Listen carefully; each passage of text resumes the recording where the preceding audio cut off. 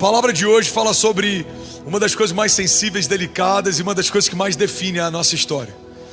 A palavra de hoje fala sobre o centro das nossas emoções. Fala para quem está do seu lado. Fala com autoridade, com cara de profeta. Fala, o teu coração fala mais a respeito do final da tua história do que todas as tuas promessas somadas. Você quer saber como alguém vai terminar? Não analise as promessas que ele carrega, mas entenda o coração que ele tem. Você pode ser o cara com mais promessas que já existiu na face da terra. Se o seu coração é doente, suas decisões serão doentes, o teu final não é bom. Você pode ser o cara que menos carrega promessas. Talvez as tuas sejam as menores delas. Talvez você seja o cara com menos potencial. Talvez você seja o mais improvável. Mas se o seu coração é bom, suas decisões serão boas, o teu final é bom. Alguém está comigo? Porque não é sobre o que se tem, é sobre o que se é. Falamos no último culto sobre Saul, alguém que tinha o trono, tinha unção, o reinado era legítimo, ele não tomou a força, ele recebeu de Deus. Mas porque em algum momento se perdeu, tudo se perdeu. Se em algum momento você se perde, tudo se perde. Mas se em algum momento, mesmo estando perdido, você se acha, tudo volta ao seu devido lugar. Saulo era alguém perdido, que tinha uma profunda preocupação com os princípios, com a palavra, com o reino. Mas quando Cristo se revela no caminho, o que estava fora do lugar agora passa a ocupar o lugar certo. Saulo vira Paulo, Abrão vira Abraão. Quantos outros homens tiveram a sua identidade trocada por conta de um encontro com Deus? E é por isso que a Bíblia fala que melhor é o final das coisas do que o início delas. Porque talvez você é o cara que começou mal, eu sou o cara que começou mal, mas você vai terminar como alguém que terminou bem, amém? E a gente conhece pessoas que começaram bem, mas não terminaram bem. E a Bíblia fala sobre tudo que se deve guardar. Guarda o teu coração, porque a sua vida, as fontes de vida, e eu vou parafrasear e vou aumentar um pouco, as suas decisões, as suas mesas, as suas alianças, os caminhos e tudo que você vai fazer, decidir, vai ser um reflexo do coração que você tem.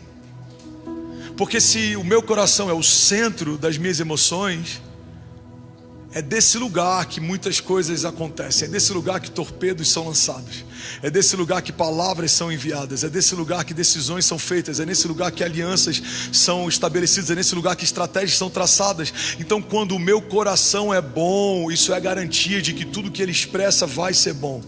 Mas se o meu coração está doente, irmão, essa é uma garantia de que muitas decisões, alianças e caminhos doentes eu vou seguir. Você está comigo? E é sobre isso que eu quero falar nessa noite. A gente falou no último encontro sobre a travessia em meio a campos de batalha espiritual. E eu quero falar nessa noite sobre a travessia em meio a campos de batalha da mente. Porque a mente nada mais é do que um campo de batalha. Joyce Meyer fala muito sobre isso. Você já deve ter ouvido esse conceito em algum momento. Mas ele é real. A sua mente não é um quadro em branco, algo já foi estabelecido. Pode estar claro ou confuso, mas tem algo aí. Pode ser santo ou pode ser caído, mas tem algo aí. Pode ser puro ou pode ter sido alterado, mas tem algo aí. Pode ser uma palavra de Deus ou pode ser uma proposta da terra, mas tem algo aí, porque a nossa mente é um lugar que precisa ser ocupado. Ou você se ocupa com palavras de vida, ou você se ocupa com preocupações e morte. Ou você se ocupa com o futuro, ou você se ocupa com o passado, ou você se ocupa com promessas, ou você se ocupa com problemas.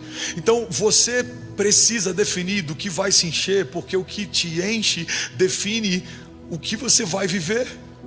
A Bíblia fala, traga à tua memória o que te dá esperança. Lembra do que te faz acordar, lembra do que te faz sonhar, lembra do que te faz se mover, lembra do que te faz construir, porque isso te dá esperança. Agora, se eu lembro do que não aconteceu, do que não rompeu, do que me roubaram, do que se frustrou, do que se perdeu, do que foi quebrado, isso me dá desânimo. O que foi quebrado se quebrou, o que foi roubado se roubou, o que foi perdido se perdeu. Não há mais ingerência sobre o que se foi. Mas o que vai acontecer, o que vai se abrir, o que vai romper, é nesse lugar que o céu trabalha, porque a esperança mora no futuro. A esperança mora no futuro. Como eu posso ter esperança em 88? Foi o ano que eu nasci. Já aconteceu. Como eu posso ter esperança em 2021? Covid já se passou. Agora eu posso ter esperança em final de 2025, início de 2026, final de 2027, porque há algo, há caminho. Alguém comigo aqui? Há uma história sendo escrita. E a palavra de Deus diz em Mateus 6:22 que a candeia do corpo são os olhos. De sorte que se os seus olhos forem bons, todo o teu corpo terá luz, mas se os seus olhos forem maus, em que lugar tenebroso, em que profundas trevas você estará?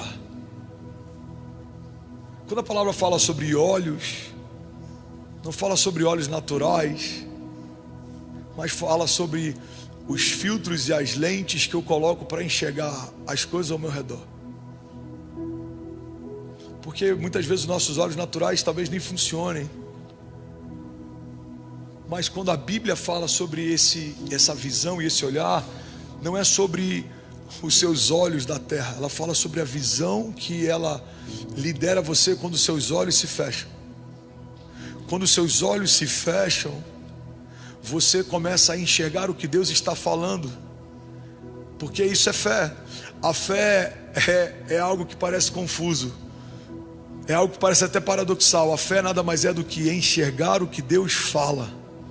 Porque de forma natural vemos o que os nossos olhos veem e escutamos o que os nossos ouvidos ouvem, mas pela fé não é assim. Na fé os seus olhos não valem de nada, os nossos ouvidos não valem de nada, o nosso tato não vale de nada, o nosso olfato não vale de nada, porque quando falamos de fé, falamos de um sentido que vai além do natural. É por isso que a Bíblia diz que olhos não viram, ouvidos não ouviram e nem penetrou no coração do homem. O que Deus está dizendo não é que você vai ficar perdido, o que Deus está dizendo é que o que você vai enxergar em Deus não é o seu olho nem o seu ouvido. Faz sentido?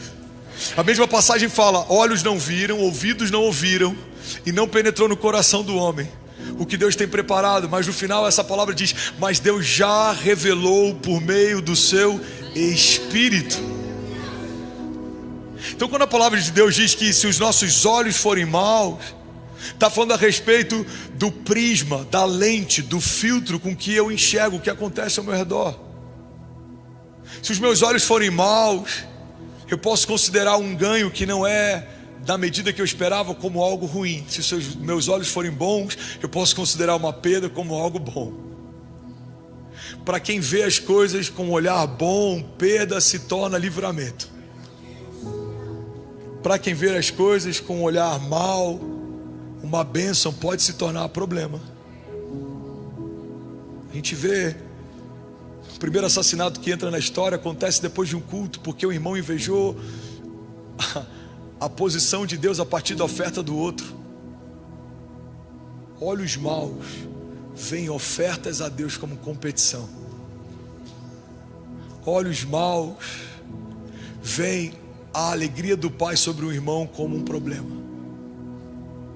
Olhos maus veem a alegria do povo em ver o frescor de uma nova geração se levantando como algo que ameaça o seu trono.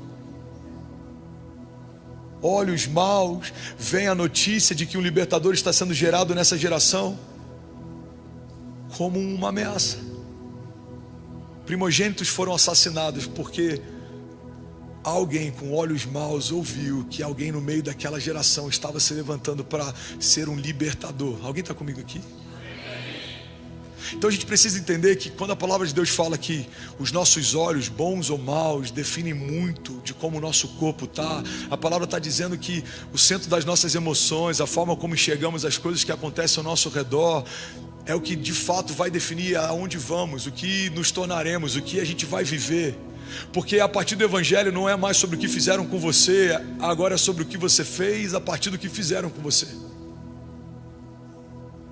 Eu estava esses dias, eu vou ser bem vago para que ninguém possa, talvez alguém que conheça essa pessoa, ligar os pontos, mas eu estava com uma pessoa esses dias e ela veio até mim, ela me deu um testemunho e ela falou que ela foi estuprada e que todos os amigos aconselharam que ela abortasse, mas ela desejou manter a criança. E ela falou: e eu amo meu filho e ele é motivo de alegria para mim, e ele é um príncipe, ele é incrível. Ela estava dando o testemunho dele. E ali dá para ver alguém que decidiu enxergar com bondade algo mal que fizeram sobre si. Eu não estou dizendo que é fácil, porque no lugar dela, cada um de nós teria uma série de possibilidades e opiniões. Eu não estou dizendo que é fácil, mas o que eu estou dizendo é que alguém escolheu ver com bondade um futuro, mesmo que tendo sido gerado de uma forma inusitada, ou talvez em meio à tristeza, à dor, a perdas. Então a gente precisa entender que quando o centro das nossas emoções está alinhado, a gente não se torna mais refém do que faz, a gente não se torna mais refém das circunstâncias, porque não é mais sobre as coisas que acontecem ao meu redor, é sobre a identidade que eu carrego. A venda dos meus irmãos pode se tornar envio profético. O levante do rei que está no trono pode se tornar a chancela de um novo rei. Aquilo que fazem comigo pode se tornar o patrocínio de Deus para o envio de algo que Deus quer fazer. Então entenda, todas as vezes que Deus permite algo acontecer na terra e nós olhamos com bondade para aquilo que Deus permitiu, algo do céu vai acontecer. Alguém está comigo? Diga amém. Galeria dos Heróis da Fé fala que eles da fraqueza tiraram força. Fala que eles enfrentaram o poder da espada, o poder do fogo. A palavra de Deus não diz na Galeria dos Heróis da Fé que eles se tornaram heróis, muito menos heróis da fé, a partir de um movimento facilitado de Deus. Não havia favor de Deus, mas não havia facilidades em Deus. Eles eram favorecidos em tudo, mas não foi fácil. Abraão saiu da terra conhecida, de um lugar confortável, foi para o meio de um deserto, prosperou de tal forma que os pastores dele, os pastores do seu sobrinho, brigavam entre si. Irmão, era muita prosperidade a ponto de gerar problema. Você consegue imaginar alguém tão próspero a ponto da sua prosperidade gerar problema? É muito dinheiro, é muito rebanho, é muita propriedade, é muita autoridade. Isso está se tornando um problema. Esse é Abraão, ou seja, o favor de Deus estava sobre ele, mas não foi fácil. O lugar era árido, a terra era seca. Ele foi para um lugar novo, ele foi enviado de forma desconhecida, carregava uma promessa de paternidade sobre gerações, mas a sua mulher era estéril. Então vemos que o favor de Deus em nada tem a ver com facilidade. A gente olha para a história de José, foi vendido, foi escravizado, passou por processos, foi tentado, mas o favor de Deus estava sobre ele. Tudo que estava sobre a sua mão prosperava. Colocaram na casa de Potifar, tudo que ele fazia ia bem.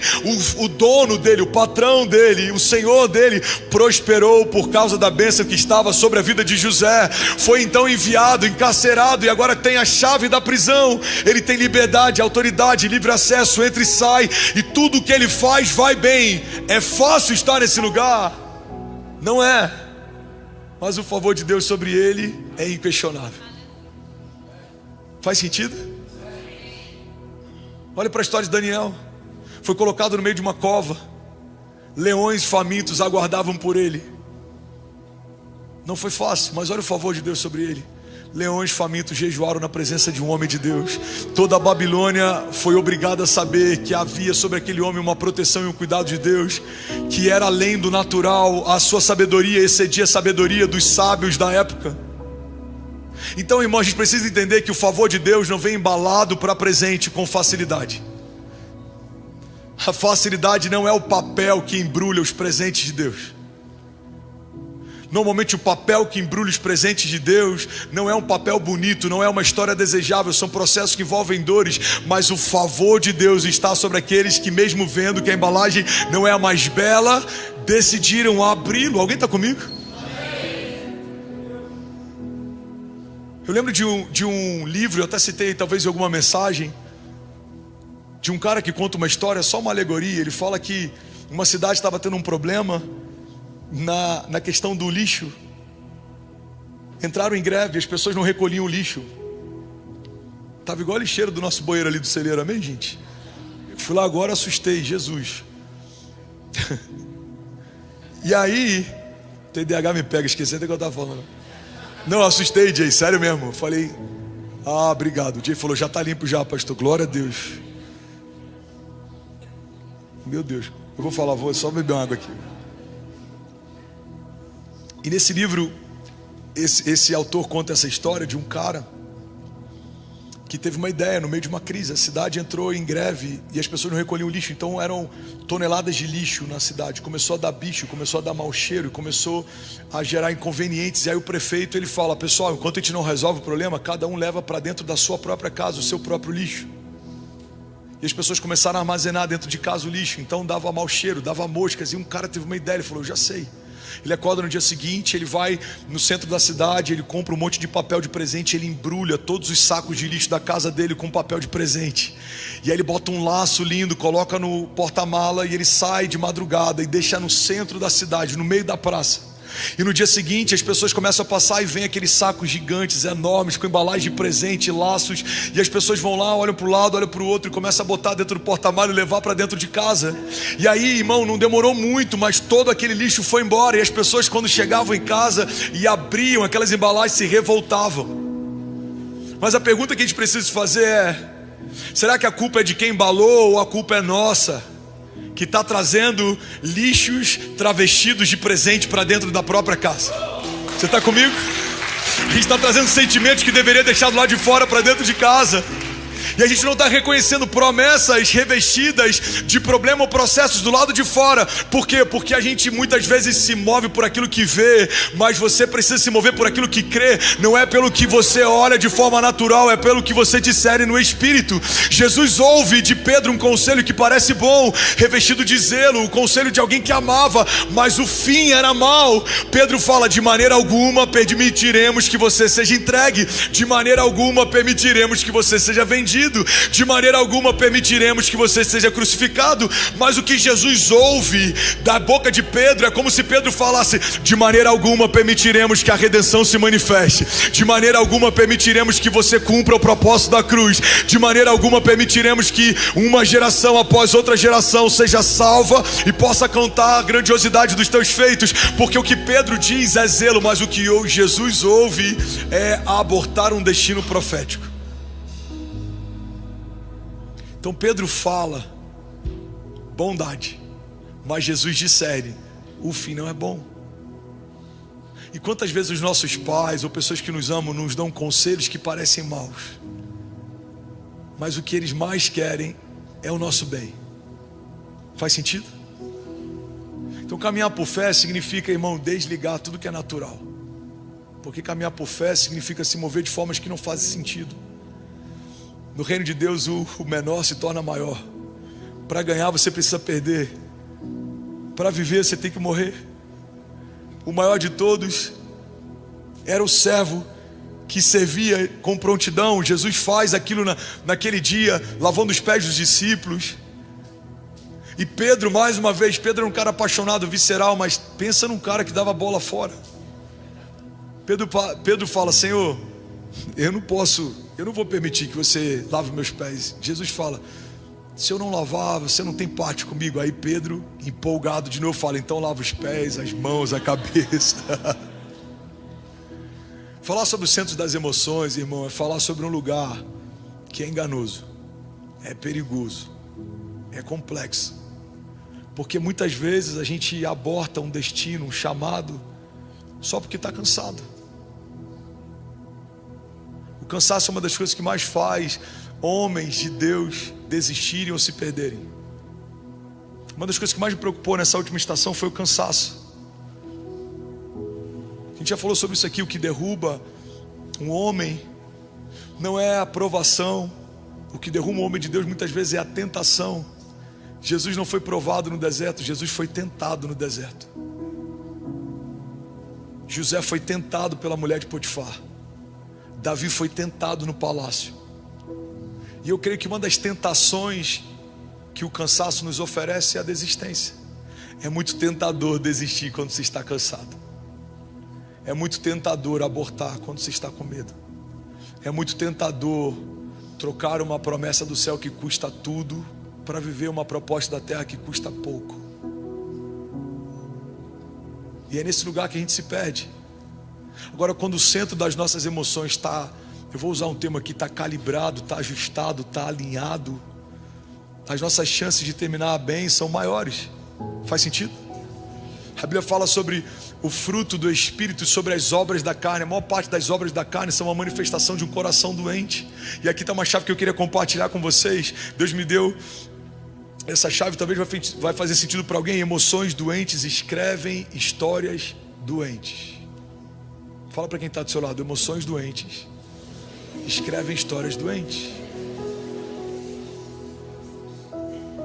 Emoções saradas escrevem histórias com Deus. A nossa geração é a geração mais afetada, bombardeada na questão emocional. Somos a geração com o maior número de possibilidades, somos a geração com o maior número de acessos, somos a geração com a melhor logística que já existiu. Irmão, os heróis da fé caminhavam de camelo, os descobridores do Brasil vieram de caravela. A gente consegue com um avião chegar em qualquer lugar do mundo, a qualquer momento. A gente pode pregar o evangelho de várias formas, em vários canais. A gente consegue viver a plenitude do nosso chamado com uma facilidade maior do que qualquer outra geração. Mas talvez sejamos a geração mais enfraquecida emocionalmente do que já existiu. Segundo a OMS, nunca houve na face da terra em nenhum outro momento da história da criação humana alguém tão fragilizado emocionalmente como nós. Segundo a OMS, até 2030, a cada 10 pessoas que a gente conhecer, 7 estarão com algum tipo de debilidade emocional. Algum amigo seu ou alguém próximo vai estar enfrentando algum desafio, seja a ansiedade ou seja a depressão, preocupação em excesso, pânico.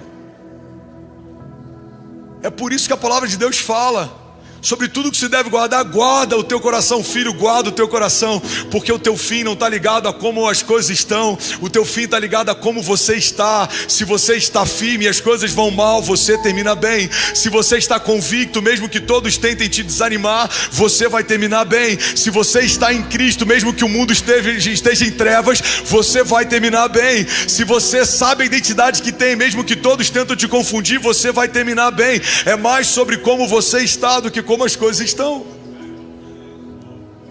Faz sentido? E é sobre isso que eu quero falar nessa palavra, sobre essa travessia em meio ao campo de batalha da mente. As nossas batalhas são quase sempre ganhas na mente, e as nossas batalhas são perdidas na mente também. A gente precisa fortalecer. Filipenses 4:6 fala a respeito de uma paz que supera o medo. Diz assim: não andem ansiosos por coisa alguma, mas em tudo, pela oração e súplicas, e com ações de graças, apresentem os seus pedidos a Deus. E a paz de Deus, que excede todo entendimento, guardará os seus corações e as suas mentes em Cristo Jesus. Alguém pode dizer glória a Deus por isso? Finalmente, irmãos, tudo que for verdadeiro, tudo que for nobre, tudo que for correto, tudo que for puro, tudo que for amável, tudo que for de boa fama, se houver algo de excelente ou digno de louvor, pensem nessas coisas. Cara, isso aqui a gente precisa imprimir. Até um exercício. O pessoal do nosso time do staff, vamos imprimir e botar em vários lugares do nosso escritório, porque a gente precisa analisar as nossas conversas. A Kezinha, ela é meu melhor aferidor em relação a isso. Tem conversas que ela fala: ô amor, não tá legal, não tá indo para um lugar bom. Porque às vezes a gente está tão cansado que tudo que a gente quer é ouvir alguém que fale o que a gente quer ouvir. Mas talvez nada seja melhor para nos adoecer do que alguém nos falar aquilo que a gente quer ouvi-lo falar. Faz sentido? De forma inconsciente a gente procura os pares. A gente vive algo que eu preguei um tempo atrás, que se chama um algoritmo social. Foi feito um estudo sociológico e colocaram 2 caras, se eu não me engano, no Egito ou algum lugar do tipo, durante a Primavera Árabe, e eles consultavam no Google sobre o que estava acontecendo politicamente naquele lugar. E aí os 2 tinham posições políticas extremas, completamente divergentes, como se fosse o que chamam no Brasil hoje de extrema esquerda e extrema direita. E aí eles começaram a perceber no estudo que essas pessoas, como procuravam o que elas queriam, de acordo com o que elas acreditavam, cada vez o algoritmo entregava mais aquilo que estava ligado ao que eles acreditavam. Então é como se cada vez fosse mais fortalecida aquela crença. Faz sentido? Então ele entrava no Google ou em algum navegador, e o que ele procurava começava a entregar automaticamente. E ele tinha a noção, ele tinha a ideia de que, cara, todo mundo pensa a mesma coisa que eu, tá todo mundo achando a mesma coisa que eu, e do outro extremo idem. E aí eles conseguiram provar que o algoritmo, ele afeta muito a nossa percepção do mundo exterior, porque à medida que o algoritmo filtra o que nos entrega, ele filtra e entrega o que a gente quer que seja entregue. E a gente vai entrando numa bolha achando que o mundo é do tamanho do nosso algoritmo. E aí eu lembro que eu preguei sobre o algoritmo social. A gente de forma inconsciente vai se cercando de pessoas que falam o que a gente quer ouvir, quando na verdade o que traz saúde aos nossos ossos, ao nosso coração e ao nosso espírito são pessoas que ouvem os céus e falam o que os céus estão falando. Você não tem que se cercar de quem fala o que você quer ouvir. Você não tem que se cercar de quem fala o que você não quer ouvir. Você tem que se cercar de quem fala o que os céus estão falando. Porque tem vezes que os céus vão confirmar o que você pensa, mas tem vezes que os céus vão confrontar o que você está pensando. E é por isso que o que eu preciso não é alguém que diz, eu vim para dizer o que você quer ouvir. E o que eu também preciso não é alguém que diga, eu vim para dizer o que você não quer ouvir. O que precisamos é alguém que diz, eu vim para dizer, assim diz o Senhor, assim diz o Senhor, assim diz o Senhor. Aleluia. Alguém pode dizer glória a Deus por isso? Assim diz o Senhor. Assim diz o Senhor. Senão a gente vira, irmão, alguém pleno e convicto dentro de algo equivocado.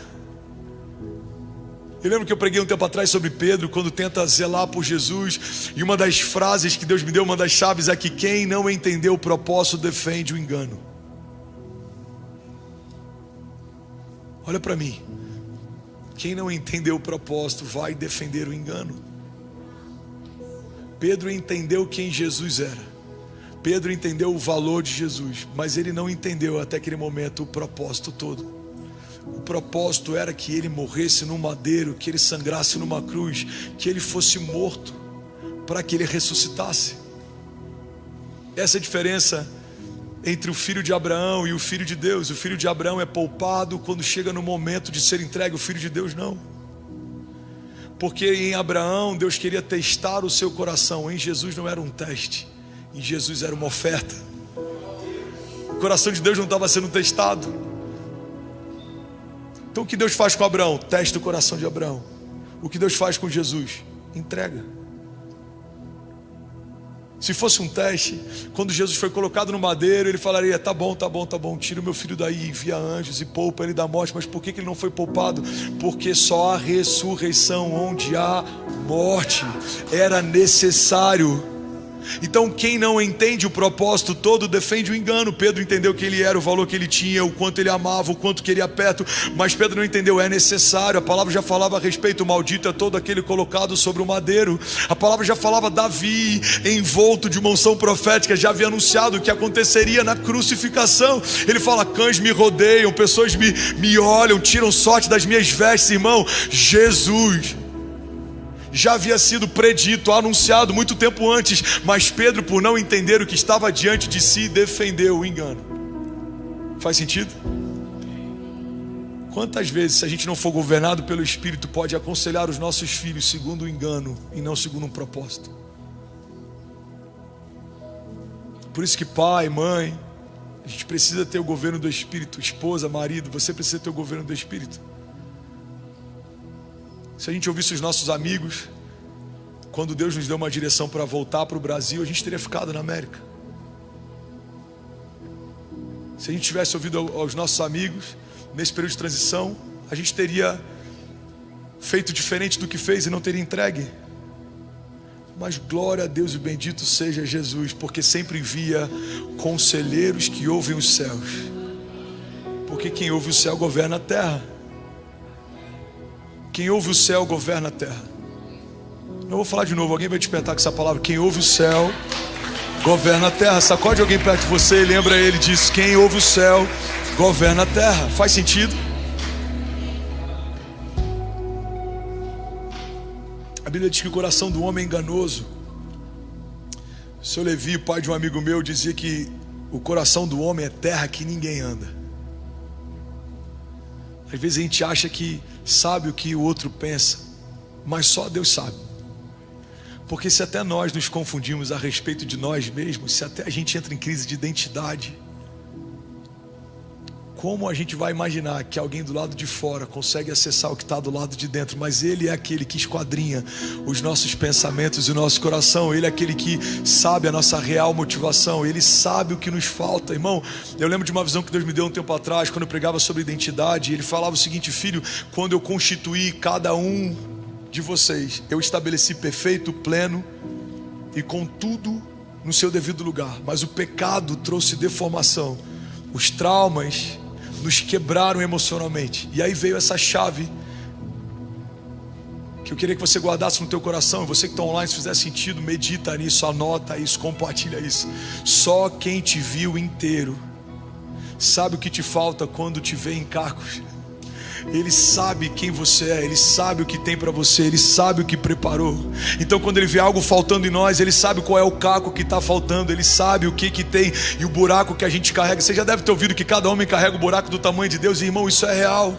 Eu estava conversando com alguns amigos essa semana passada, depois de um evento com uma série de palestras, e a gente estava falando sobre a loucura que é ver tantos homens que conquistaram tantas coisas se sentindo esvaziados, vazios, deprimidos, tantas pessoas tirando a própria vida mesmo com alta performance. Aí eu falei para eles, eu acredito, é um pensamento meu, que é desesperador para alguém que colocou várias metas, chegar no final da linha de chegada e perceber que todas as metas foram cumpridas e ainda se sente vazio, porque não tem mais o que se esperar quando tudo que um dia se desejou você alcançou. Imagina, esses caras que ainda não entenderam quem de fato são, colocam no dinheiro, na fama, na validação, nas provas sociais, em algumas metas, a expectativa de que quando eu chegar nesse lugar eu vou me sentir pleno, mas chegaram lá e continuam se sentindo vazios. E aí isso é assustador, porque não há vazio maior do que uma vida sem propósito. Agora, é loucura para o mundo olhar para alguns de nós que são esvaziados de performance, troféus, conquistas, mas ainda assim já nos sentimos completos e plenos. É estranho para o mundo olhar para alguém que talvez nem concluiu o ensino, que não fala bem, alguém que tem uma fala com dificuldade, que mora num lugar simples, que é privado de uma série de confortos, mas é pleno em Cristo Jesus. Por que isso acontece? Porque a identidade não é um acessório exterior. A identidade é a pedra fundamental a partir da qual é construída a minha história. Quando eu tenho esse fundamento estabelecido, eu sei quem eu sou. Então eu começo a entender o que Deus tem para mim, o que eu vou viver, o que vai acontecer. Alguém está comigo aqui? Faz sentido isso? Aleluia. Eu vou finalizar, mas eu quero compartilhar Hebreus 11:1. Fala a respeito de uma fé que não é pautada naquilo que se sente. Fala a respeito de uma fé que é pautada naquilo que se sabe. Hebreus 11 diz: ora, a fé é a certeza de coisas que se esperam e a convicção de fatos que não se veem. Eu quero complementar essa palavra com 2 Coríntios 10:3. Diz assim: porque andando na carne, não militamos segundo a carne, porque as armas da nossa milícia não são carnais, mas sim poderosas em Deus para destruição de fortalezas, destruindo os conselhos e toda a altivez que se levanta contra o conhecimento de Deus, e levando cativo todo o entendimento à obediência de Cristo. Alguém pode dizer glória a Deus por isso? A palavra está dizendo que aquilo que a gente milita não é contra as obras da carne. O que militamos são contra fortalezas na nossa mente. É o que os coaches costumam chamar de crenças limitantes. São ideias estabelecidas, são ideias que a gente trata como verdades absolutas, se tornam fortalezas. Muitos de nós temos pensamentos a respeito de Deus que não são verdadeiros. A Bíblia chama isso de sofismas. São ideias que eu tenho a respeito de Deus que não são de fato quem Deus é. Ideias que eu tenho a respeito do Evangelho que não falam a respeito do que de fato o Evangelho é. Então a Bíblia fala, irmão, precisamos caminhar de forma que o próprio Deus destrua toda a altivez, toda a ideia que a gente tem a respeito das coisas. Acreditamos que sabemos tudo sobre todas as coisas, mas quanto mais crescemos na palavra, mais reconhecemos que nada sabemos a respeito dela. Como aquele filósofo que, ao crescer em maturidade e entendimento, reconhece: eu só sei que nada sei. Então a palavra fala, eu quero profetizar isso sobre você. Feche teus olhos. 2 Coríntios. Andando na carne, nós não militamos segundo a carne, porque as armas da nossa milícia não são carnais, mas são poderosas em Deus para a destruição de fortalezas, destruindo os conselhos e toda a altivez que se levanta contra o conhecimento de Deus, levando cativo todo entendimento à obediência de Cristo. Pai, tua palavra fala a respeito de uma glória que se revela no Antigo Testamento e numa antiga aliança, que era uma glória que pesava, o cabode, a glória de Deus que pesava o ambiente onde o Senhor se revelava. Pai, a tua presença enchia o templo, enchia os lugares e trazia um peso, as pessoas não conseguiam ficar de pé. Mas a tua palavra também nos fala a respeito de uma nova manifestação da tua glória na nova aliança, o doxa de Deus, a opinião de Deus, o peso da opinião de Deus. Pai, eu oro para que todos os nossos pensamentos e entendimentos sejam levados cativos a Cristo, para que não caminhemos por aquilo que a gente acha, mas por aquilo que o Senhor fala, para que a gente não venha caminhar por aquilo que a gente sente, mas por aquilo que o Senhor está fazendo, para que não sejamos reféns das nossas emoções ou dos nossos pensamentos, mas para que todos os nossos pensamentos sejam levados cativos a Cristo. Pai, eu oro para que a gente possa caminhar à altura da revelação da nossa identidade.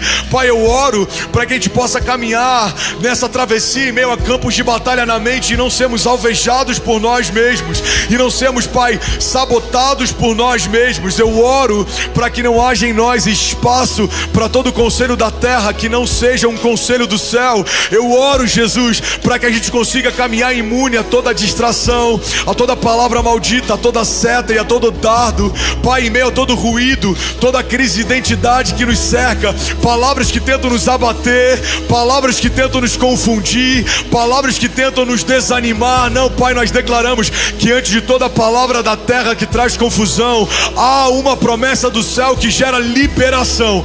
Ante toda palavra que vem para nos abater, confundir e desanimar, há uma palavra do céu que vem para nos restaurar. Pai, nós declaramos nessa noite sobre cada vida nesse celeiro, sobre cada vida nas nações ao redor da terra que nos ouvem: receba a vida de Deus, receba o conselho do céu. Você é quem Deus diz que é, você tem o que Deus diz que tem, você pode o que Deus diz que pode, e você vai viver aquilo que Deus disse que viveria. Eu declaro em nome de Jesus, do alto da tua cabeça até a planta dos seus pés, todo pensamento que não gera paz, saia agora em nome de Jesus.